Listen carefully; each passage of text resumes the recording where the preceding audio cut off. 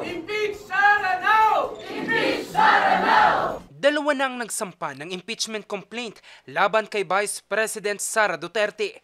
Ang mga ito inihain ng ilang kongresista ng Makabayan Bloc at ng iba't ibang grupo mula sa iba't ibang sektor.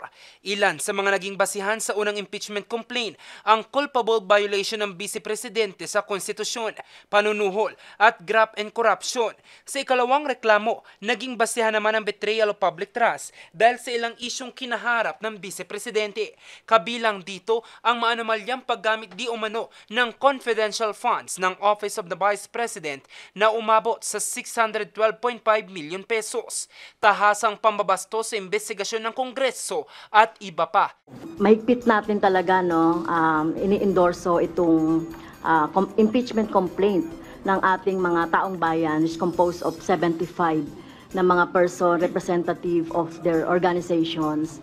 Dahil nakita naman natin talaga yung sa mga hearings, nakita natin sa Quadcom, dito sa Committee on Good Government, yung obvious na paglulustay ng pera.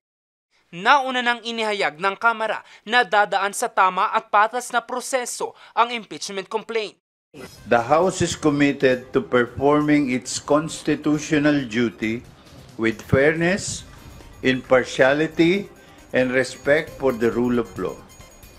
We assure the public that this process will be conducted with integrity, guided by the principles of due process and adherence to the Constitution.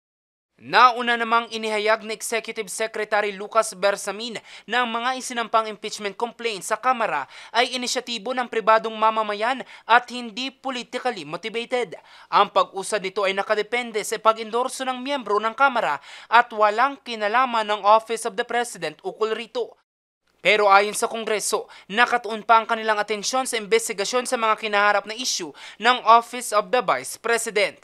Talagang yung focus po namin is nandun pa rin po sa hearings. Although may mga naghain na po ng impeachment complaints mula Makabayan saka sa other parties po like yung sa Liberal Party, sa Akbayan.